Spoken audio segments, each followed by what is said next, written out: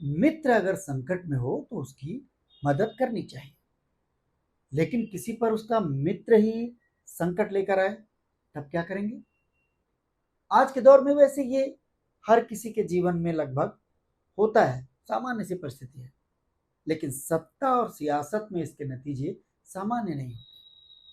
नमस्कार, मैं हूं विजय, आप देख रहे हैं एक्सक्लूसिव खबर। आज के दौर में जो सच है वही एक्सक्लूसिव है, और आज का सच ये है कि एक प्रधानमंत्री की कुर्सी जाना अब तय हो गया है। नहीं, घबराइए नहीं, हम देश की बात नहीं कर रहे हैं, हम परदेश की बात कर रहे हैं।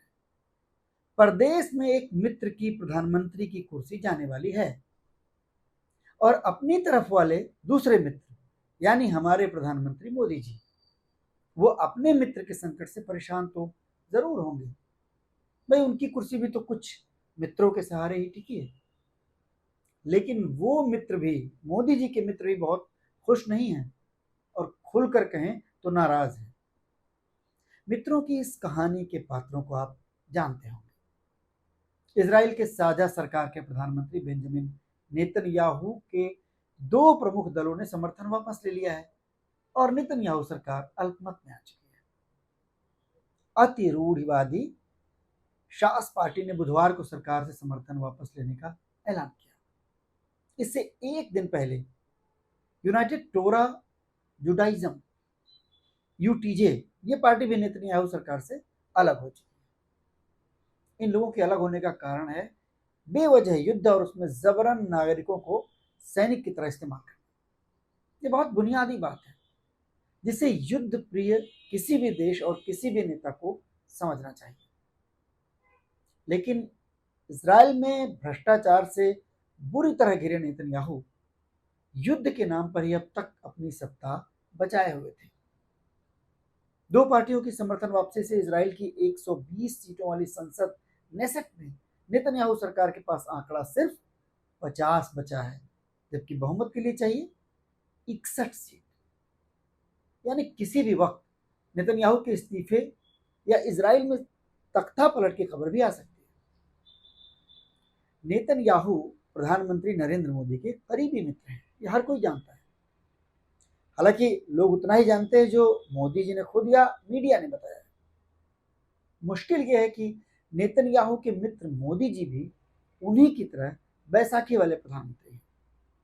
जिस तरह इजराइल में दो मुख्य सहयोगी दलों के समर्थन वापस लेने से मोदी जी के मित्र की सरकार अल्पमत में आ गई है, सत्ता पूरी तरह हिल गई है, उसी तरह मोदी जी की सरकार से अगर दो प्रमुख दल समर्थन वापस ले लें तो शायद मोदी जी को फौरन ही इस्तीफा देना पड़ सकता है, क्योंकि मोदी जी की उम्र और उनके तौर तरीकों को लेकर तो उन्हें अपने घर के भीतर से पहले ही लगातार चुनौती मिल रही है। आरएसएस प्रमुख मोहन भागवत और मोदी कैबिनेट के वरिष्ठ मंत्री नितिन गडकरी ये पिछले एक साल से मोदी जी को आईना दिखा रहे हैं, उन्हें सम्मान सहित कुर्सी छोड़ देने के इशारे कर रहे हैं। घर के इस हाल से ज्यादा बुरा हाल मोदी जी के कुनबे का है, एनडीए का, जिसमें दो प्रमुख सहयोगी बिहार के मुख्यमंत्री जदयू सुप्रीमो नीतीश कुमार और आंध्र के मुख्यमंत्री टीडीपी सुप्रीमो चंद्रबाबू नायडू की नाराजगी सबके सामने है। नायडू ने वोटर लिस्ट रिवीजन के मुद्दे पर हाल ही में अपनी नाराजगी जताई है, और सुझावों के बहाने एक तरह की समझाइश, चेतावनी या आप अलर्ट कह लीजिए, जारी किया है नायडू ने। चुनावी राज्य बिहार में नीतीश कुमार किसी भी वक्त कोई भी बड़ा कदम उठा सकते हैं, इस बात का डर खुद प्रधानमंत्री मोदी को भी है, और लंबे समय से है। इन दोनों के अलावा भी बिहार में चिराग पासवान और महाराष्ट्र में एकनाथ शिंदे सिर्फ तभी तक एनडीए में है जब तक मोदी जी की कुर्सी सलामत है, और मोदी जी की कुर्सी सिर्फ नीतीश और नायडू ही बचा सकते हैं। मोदी जी के 240 सांसदों को जब नायडू के 16 और नीतीश के 12 सांसदों का साथ मिला, और उसमें भी जब चिराग पासवान के 5 और एकनाथ शिंदे के 7 सांसदों की ताकत भी जाकर के जुड़ी, एक एक दो दो सांसदों वाली पार्टियों का भी साथ मिला, तब जाकर मोदी जी बहुमत का 272 वाला आंकड़ा पार कर पाए और तब जाकर प्रधानमंत्री कुर्सी पर तीसरी बार बैठ पाए, जिसका उन्हें बहुत गर्व भी है। जताते तो हैं, क्योंकि नेहरू जी के सिवा लगातार तीसरी बार प्रधानमंत्री बनने का फक्र किसी और को हासिल नहीं हुआ अब तक। हालांकि नेहरू जी पूरी आन बान और शान के साथ तीसरी बार भी चुन कर आए थे, ठप्पा लगा कर। फर्क तो ये बहुत बड़ा है अगर समझा जाए तो। इधर मोदी जी हर घड़ी इस फिक्र में तो डूबे रहते होंगे कि समर्थन वापसी ना हो जाए कहीं। हालांकि इसमें एक छोटा सा पेंच है जो आपको समझना चाहिए, और वही पेंच मोदी जी का कवच बना हुआ है। केंद्र में मोदी की सरकार तभी अल्पमत में आएगी जब नीतीश और नायडू दोनों एक साथ समर्थन वापस ले लेते हैं। अगर इनमें से कोई एक बाहर निकलता है तो बहुमत पर कोई खास असर नहीं पड़ेगा, वरना तो नीतीश कुमार कब का केंद्र की सरकार गिरा चुके होते। राजनीतिक पंडितों का यही मानना है कि नीतीश के इरादों में कोई कमी नहीं आई है और नीतीश के फैसले का साथ चंद्रबाबू नायडू भी दे सकते हैं। लेकिन नायडू गारू पहल करने से कतरा रहे हैं। गारू तेलुगु में सम्मान के लिए कहा जाता है, जैसे हम नायडू जी कहें उसके जगह नायडू गारू। तो वो पहल करने से कतरा रहे हैं, क्योंकि अपने राज्य आंध्र प्रदेश में उनकी मजबूत सरकार है जिसे कोई हिला भी नहीं सकता। अपनी इसी मजबूत पोजीशन के साथ नायडू मोदी जी से जो चाह रहे हैं वो फायदा ले रहे हैं, और वो फायदा है आंध्र के लिए सबसे ज्यादा बजट। ऐसा माना जाता है कि चंद्रबाबू नायडू ने प्रधानमंत्री मोदी को अपना एटीएम बना लिया है। एनी टाइम मनी, जब चाहो जितना चाहो आंध्र प्रदेश के विकास का नाम ले लो और केंद्र सरकार से रकम झटक लाओ। क्योंकि नायडू की बैसाखी पर ही मोदी की कुर्सी टिकी है। लेकिन नीतीश बाबू इस मामले में थोड़ा फंसे हुए हैं। दिल्ली में अगर मोदी की कुर्सी नीतीश की बैसाखी पर है तो पटना में नीतीश की कुर्सी मोदी जी की बैसाखी पर है, और ये स्थिति नीतीश कुमार खुद लाए। शायद जमीनी हकीकत को पढ़ने में वो चूक गए, या पूर्व सहयोगी राष्ट्रीय जनता दल की सक्रियता से वो डर गए।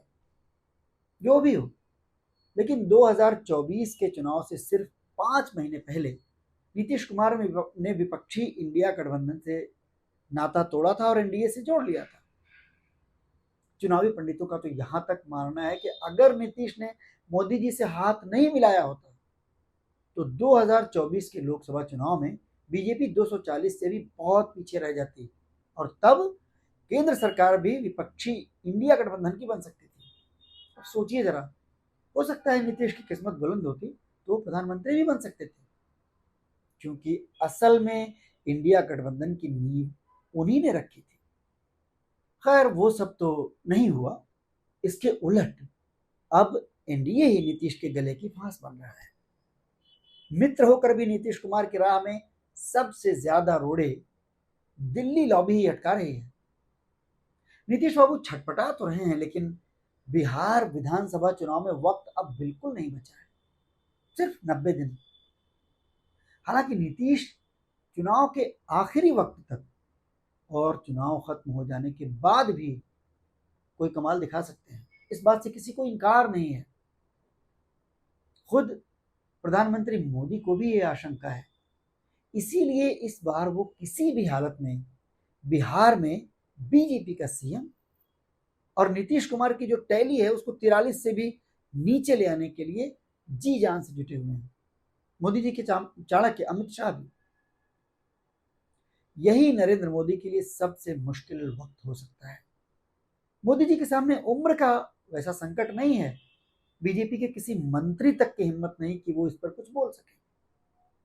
गडकरी भी संघ की छाया में थोड़ा बहुत बोलते हैं, लेकिन वो भी इशारों इशारों में।